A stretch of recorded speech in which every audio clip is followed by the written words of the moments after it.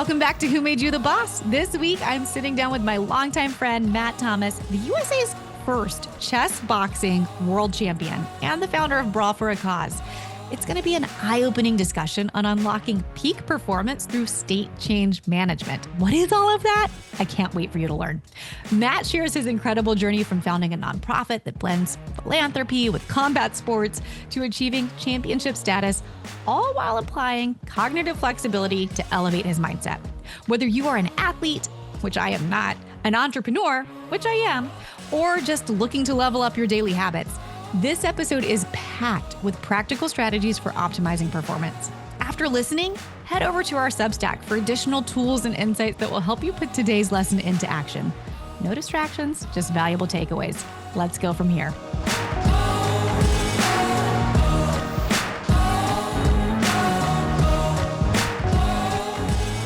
All right, listeners, you guys are really in for a treat today. I am here with a good friend of mine, Matt Thomas. Welcome to the show, Matt. Oh, thanks for being here, or happy to be here. Thanks for having me. I mean, I'll take the gratitude for being here too. I think but also both of thanks us for being here. Presence is important. You can host this. We can reverse the roles. That's fine with me. Okay, guys, Matt and I go way back. When I very first moved to Atlanta, we were in a masterminds group together. Matt, was that probably 10 years ago, right? Coming up on 10, yeah. Yeah. Wild.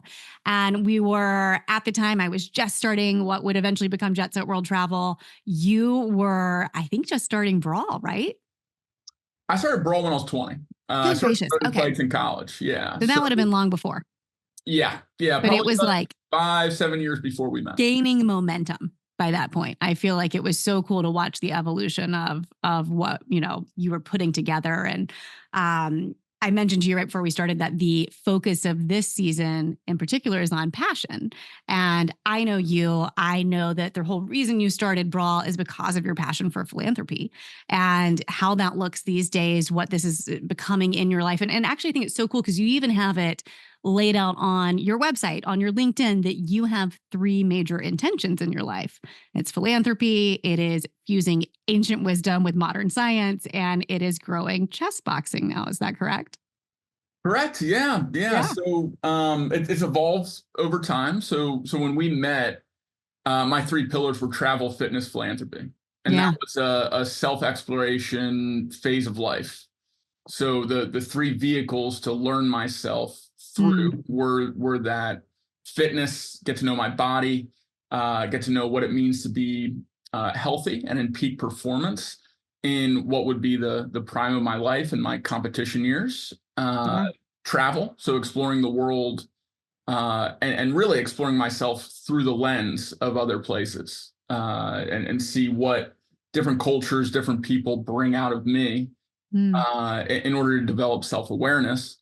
And then philanthropy and understanding the spiritual component of giving, of karma, and not just giving from like a resource, monetary charity kind of giving, but giving time, giving energy, giving wisdom, and being a vehicle for that kind of change that I wanted to see in the world, or that other people want to see in the world. Okay, so connect the dots for us then. How did those passions evolve from what you just laid out when you and I first met, and how you were kind of exploring the world through the lens of who you are, the body you're in, and what you have to give at that point, to now here we are 10 years later to these new tenets that you hold dear? Yeah, so I think the new ones grow out of the old ones. Just like we are evolutionary beings, we iterate based off of experience, and I think these types of, whether it's a personal branding exercise or whether it's journal work that you're doing with yourself, I think it's a good idea to change over the time. If you're the same person at 40, you believe the same things at 40 that you believe when you're 20. I think you're doing something wrong. I think it's a good thing to change core beliefs and what you're focused on and what projects you're working on over time. Yeah. Well, as we focus on passion, I think that's something that I kind of want to dig into the heart of, is what keeps us going, what keeps us motivated. It's one of the reasons that I'm really hyper aware of it these days and talking to each of my guests about, what stokes that fire for you, because you did keep philanthropy at the center of all of this. So it sounds like that is a deep, deep desire within you. I'd say less desire, more responsibility. Okay. Tell me more. Yeah, I don't think this life is about me. Mm-hmm. So near death experience when I was 20 years old, had an interaction with the divine, felt like I could have moved on then, Yeah. but was sent back and 3 months later started Brawl for a Cause. Wow. Wait, can we camp out on this? Are you willing to share more? Sure. Tell me more. I don't know this about you.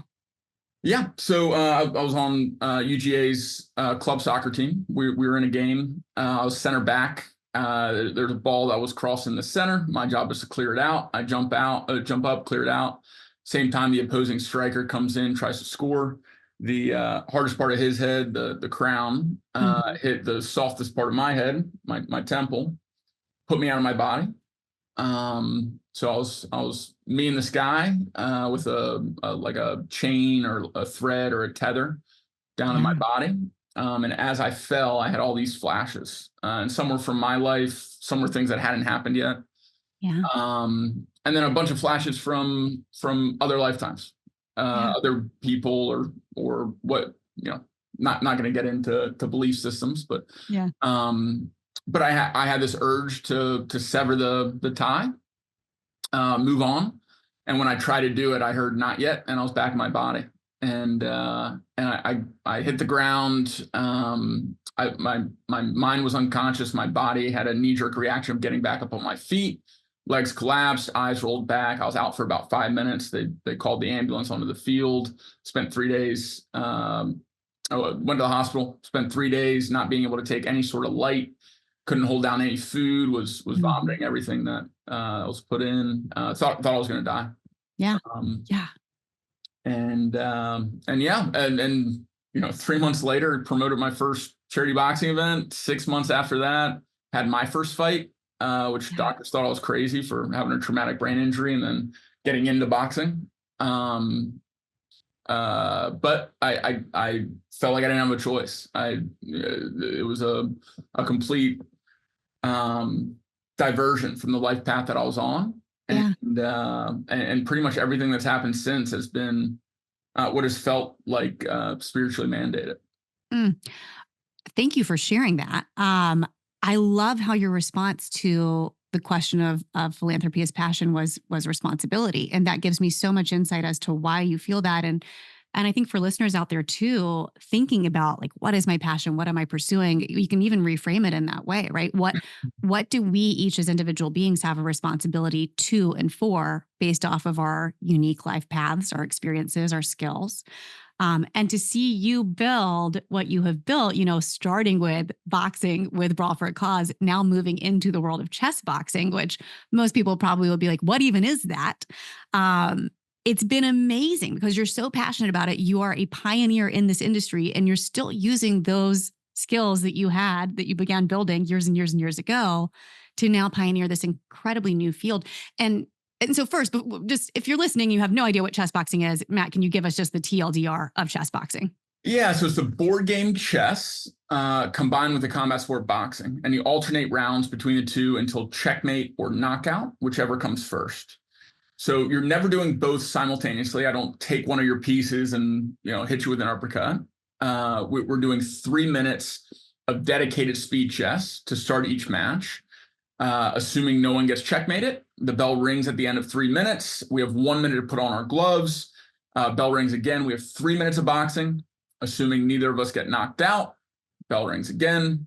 Take off the gloves, sit back down to the board, pick up the game where we left off. Okay. So one of the reasons I wanted to have you on and explore a deeper conversation is because last time we were with our mastermind group meeting up at Le Bon Nosh in Atlanta, you mentioned the mindset you have to get in. Because I mean, as you can imagine, what you just described is moving from a very physical experience to a very logical and thought-driven experience. Like you're going back and forth between the use of your mind and your body. And you clued me in of like, you just have a few seconds to change that mindset. So I really want to dive in deep with that conversation and learn more about what you're doing in your head, how you're able to actually task between those things, what listeners can take, how we can apply that to life and business, all the good stuff. So tell us more about that thought process. Yeah, so this is actually the next evolution of my career. And it's nothing I saw coming. You know, I through Brawl for a Cause, I've coached over 300 people, including some of our mutual friends like Sam Koenigsberg, into their first fight. And the hero's journey that it takes to put yourself out there for what you believe in, take a punch for something bigger than yourself, some sort of change you want to see in the world. And that was my first toe in the water for not just fitness coaching, but really mindset and life coaching. And prior to being able to coach others through Brawl for a Cause, I had to experience it myself through my own fights. So through my amateur boxing career, and later through chess boxing and becoming a chess boxing world champion. So now I'm entering a writing, speaking, and coaching phase of my career. And that has come for a couple of reasons. One, there's this very unique component of chess boxing that's a very valuable skill to develop in not just athletics, but really every walk of life. And that's developing cognitive flexibility through something that I'm calling state change management. And state change management is when we go through different states throughout the day. So if you think about your day so far, you're in a different state when you wake up than after you work out, or after you have your cup of coffee, or after you do your morning meditation or journal. These are different kinds of not just cognitive states, but your body's doing different things. Your heart rate's at different levels. There's different levels of oxygen in your blood. All these things affect how you feel, how you think, and how you perform. So I got a very extreme dose of this state change management and training my cognitive flexibility through chess boxing, because that minute in between rounds is the most important component of chess boxing. A lot of people say, is it more important to be better at chess or better at boxing? It's more important to be better at transitioning between the two. Because if I'm coming from a boxing round and going to chess, what my body is doing is it's going from a very high heart rate, high adrenaline state, which keeps my brain's bandwidth in my amygdala, which is the first part of the brain to develop. It's the caveman brain. It controls fear response, so fight, flight, or freeze. And that part of your brain really sucks at things like chess, at thinking steps ahead. It's a present tense state of your mind. It is not considering action and reaction. It's really just thinking about action for the sake of survival. So in that minute in between rounds, what I want to do is I want to lower my heart rate, get adrenaline out of my system so my body no longer is threatened, so that my mind can release its bandwidth to start to flood to the frontal lobe and specifically the prefrontal cortex, which is the center for any kind of pattern recognition, performance based off of memory, visualization, and strategic thought. It's future tense. So when you write a business plan, or when you make plans with a romantic partner, the part of your brain that's lighting up is more of the recently developed part of your brain in the front. So in between those two rounds, what I would do is down regulation, and that's a combination of breath work, visualization, and meditation. So in 60 seconds, I start slowing down my exhales.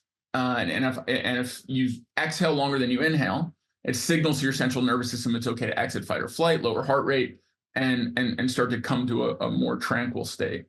After that breath work starts, I close my eyes, I start visualizing the chessboard in the last formation that I remember, and I start considering candidate moves.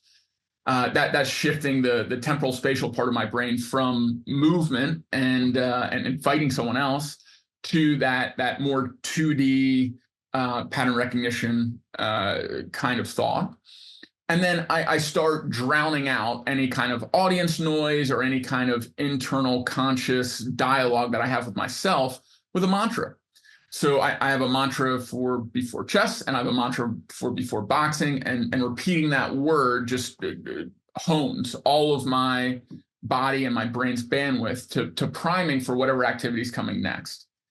And I could go into the equal opposite from chess to boxing, to psych up, upregulate, etc. But just, for the sake of time, because it's shorter podcast interviews now, just imagine the equal opposite and upregulation, so that you're psyched up in a high adrenal state, ready to fight, maybe 10 to 15 seconds before your opponent. And in either case, in chess or in boxing, a 10 to 15 second head start could be the difference in a match, because you land the first punch, or you recognize the first blunder and you capitalize on the first mistake. That turns into a domino effect of momentum working in your favor, that makes the rest of the round a living hell for your opponent. As you were talking about this, applying it specifically to this sport, I can't help but wonder, what does this look like in applying it to our lives, right? Like, we go throughout our day, to your point, in different modes. We have events that maybe trigger that fight or flight response in us, that get our adrenaline going, even as simple as hearing from an angry client, right? Like, even as simple as, this is not me putting myself physically in the line of fire, but I am doing something that is actually, my body is responding to it. Have you been able to take this and apply it to your day-to-day and apply it to your business? More importantly, I've been able to help others. Yeah. So I learned this on accident, because I was trying to become the best chess boxer in the world, and I'm not the best chess player, and I'm not the best boxer. So what I needed to be great at was the intangibles. So I got into great cardiovascular shape, and fatigue is really the killer when it comes to any kind of cognitive activity. If you're tired, if you didn't get good sleep, if you're exhausted from a workout or something strenuous you just did, you aren't thinking as well as you would be had you had good rest, recovered correctly, and were at your highest potential. Yeah. So when I started practicing, it was through the lens of yoga, using yogic breaths and techniques in order to manage my state change. But as I started to explore the space more, I started to get jargon or a lexicon around what I was doing, and primarily through Dr. Huberman and the Huberman Labs podcast. Okay. He had an episode on cognitive flexibility that featured chess boxing that a lot of my friends sent me when they heard it. And when I listened to him talk about the brain switching that happens in something like chess boxing, I finally had scientific terms to back up this anecdotal experience that I've been doing for years, almost half a decade at the point when I heard the podcast. So I started delving into the scientific papers, talking to friends that were in neuroscience, and started developing some procedures around how to do this, not just in an extreme sport like chess boxing that most people will never do, but how to experience through everyday activities. And if you think about what's happening in the brain on a spectrum in chess boxing, it's two extremes. You got to be in your highest upregulation adrenal state when you box. You got to be in your lowest when you play chess, or try to endeavor to get as close to those sides of the spectrum as possible. But what we found is that most activities in life fall into the shades of gray in between. And if you can diagnose where you are, and then see where you need to be in order to be in peak performance for whatever activity is coming next, then you can use that specific shade of gray to prime for that activity, just like I would be priming for a boxing round right after a chess round to get psyched up and ready.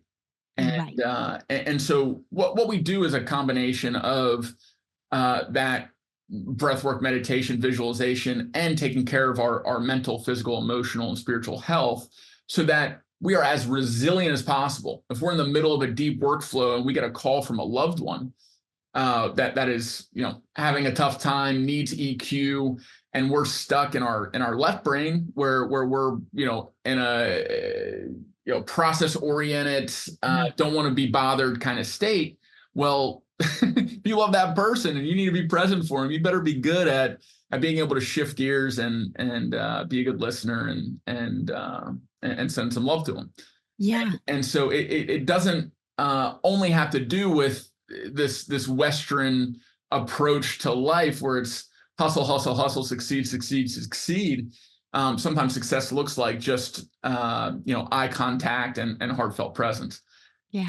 And so my clients are mostly men, mostly middle to older aged. One's the president of the Hawks, one's the head of a marketing agency, one is a billionaire, made his money from private equity. And all of these people are interested in longevity and vitality and physical health. And that's usually the tip of the spear. That's how you start to feel the effects of this kind of work. But what really is a game changer is when you can apply that first step to the thousands of steps that come after in every walk of life, not just in physical health and fitness. Yeah. And when you can start thinking differently, responding to emotional stimuli differently, and start to have a better relationship with yourself and with God, or whatever you believe in, mm-hmm. then you really see life start to blossom and bear fruit that wasn't possible before this kind of intentional work. Yeah. Yeah, it's so fascinating because I hear exactly what you're saying, the way that we task throughout the day, how we interact with those around us. I mean, I think about it as a mom, right? Like I am at work and I'm in work mode, and there are the times that I have a really hard time disconnecting work mode. And you just gave some great language around what work mode actually is when you're in that left part of your brain and processing. And then you come home to the kids and they need you to be present and playful and all the things. But it also sounds like a common denominator here, just in general, is the self-awareness and the presence to understand exactly where you are in each phase of this before you can even start applying those techniques. So I'm curious, if we've got someone out here listening who's like, wow, okay, this all makes sense. I've never had the language around it before, but what is my one next step? Like, what is one right thing that I can do today to actually start getting myself in that mindset? What would you tell them? Let's take one conscious breath. So join me. You can take your back up off the back of your chair. You can stack your shoulders over your hips and roll them up towards your ears. Open up your chest nice and wide and take a deep breath in through your nose. You'll take it all the way up to full lung capacity. Hold at the top. Tip in a little extra air to feel your lungs as full as possible. Hold for 3, 2, 1, and we're going to take a long, slow exhale, as slow as you can. So as small of air as you can infuse as possible, all the way down to empty. Most people never make it down to empty lungs. When we exhale longer than we inhale, we create a carbon dioxide deficiency. It makes it easier to intake oxygen, get oxygen into the bloodstream, up to the brain. And one conscious breath can completely shift your mood, your focus. If your mind was racing, now you're focused on one singular thing, which is taking one good breath. And that one good breath is the first step to starting to build on that foundation. If you can take one good breath, you can take 2. And then you can start to build it into breathwork patterns that prepare you and prime you for peak performance in whatever state you need to be in next. Amazing. Okay. Thank you for that. I'm going to change gears with us really quickly before we wrap up, because you said something earlier, and you said something to the degree about taking a punch for something that is larger than yourself, or something that you believe in that is larger than yourself. And obviously that was the entire basis of Brawl for a Cause, but I've never actually thought about it in those words. And I've been just noodling on it ever since you said that, a few questions ago. Because I often think we have this journey, and a lot of listeners are entrepreneurs, business owners who oftentimes feel like, I used to at least feel like a human punching bag, right? Like just feel like, man, I am just taking it left and right because I am trying to build this thing and this mission that I have, that I believe in. And I would just love to hear your perspective on what it means to you to literally take a punch. You've done this for something that is larger than yourself, for something you believe in. Yeah. First, I'd challenge the frame that you presented that in, which is, I'm getting beat up, I'm a human punching bag. No, God or the universe or the people around me are making me stronger so that I can perform better in my dharma and my life purpose. So just the first shift I would make is anything that's happened can be seen positively. And you don't have to be that delusional, skipping through the daisies kind of, hippie in order to access that positive psychology. You can just do it as a game at first. Say, hey, if this was happening for me and not to me, what would it look like? How would I frame that? How would I say that? What kind of story would I tell to myself and others? And then that, even just recognizing it, even if you don't believe it yet, those thoughts start to send ripple effects out into your world that have some sort of response, and start changing in the direction of improving how you think about yourself, how you think about others by extension, and what happens to you. You know, we talked just before the podcast. I just broke my jaw, shattered 11 teeth. I have a broken skull. I have a fractured skull right now. They told me that I broke my C6 cervical spine, that I might be paralyzed for the rest of my life. And this was a month ago. This was 2 weeks before the biggest contract of my life with the NBA, where I was hired to coach every NBA referee on state change management for this upcoming season. Yeah.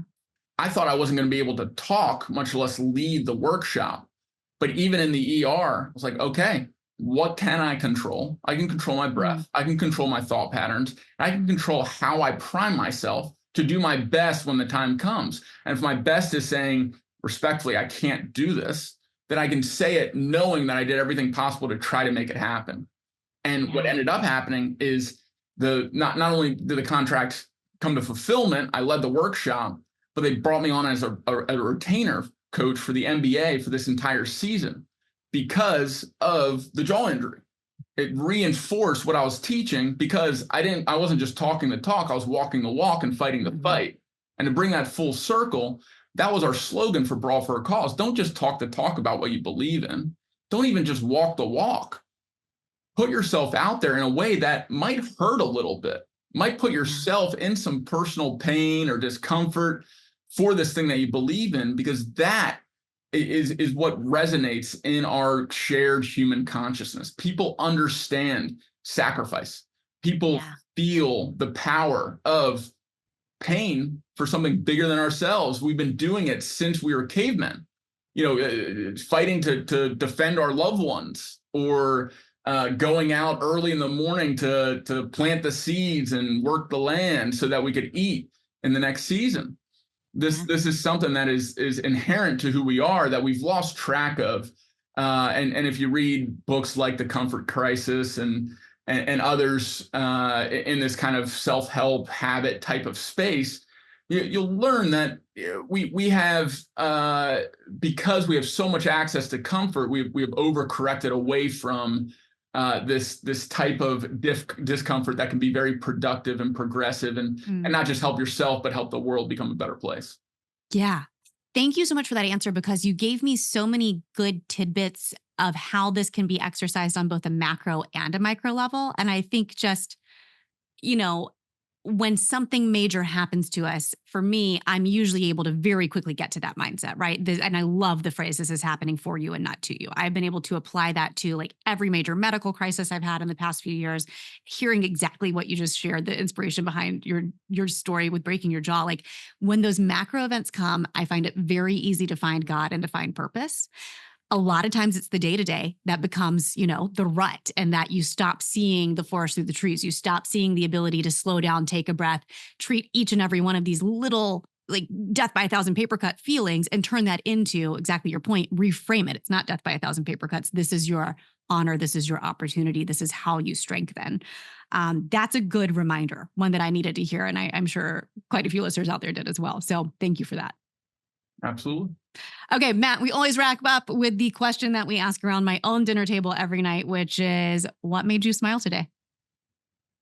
I have a new client, and it's one of my childhood heroes. So I grew up watching him play for the Hawks, Kyle Korver, and he's coming over in about an hour to do his first state change management workout. So I've spent the morning preparing for that. We're going to be doing some chess boxing style training, but a lot of things geared towards his natural skill set with basketball, and I'm psyched. I see people, especially now when their clients seem kind of like puzzles, and I love solving whatever kind of obstacle is holding them back and letting them access and tap into more of their potential and more of their peak performance. So I love these NBA guys. There's a lot of translatable skills from boxing, and it's been fun diving into not just the corporate type clients that I'm kind of used to, but kind of, my bread and butter with some other athletes. And so I'm pumped.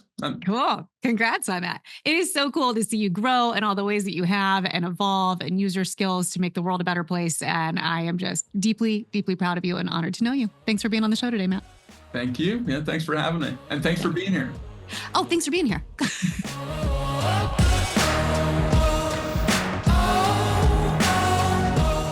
If you've gained some valuable insights from listening to Who Made You the Boss, there are 2 ways we ask our listeners to show us some love. First, share this episode with a friend who you know would benefit. The more we impact others, the more we can grow our resources to impact you. It's a win-win and it helps us a ton. Second, if you'll take a moment to leave Who Made You the Boss a 5-star rating and review on your favorite podcast platform, that helps us continue to create meaningful work, and it just makes our day.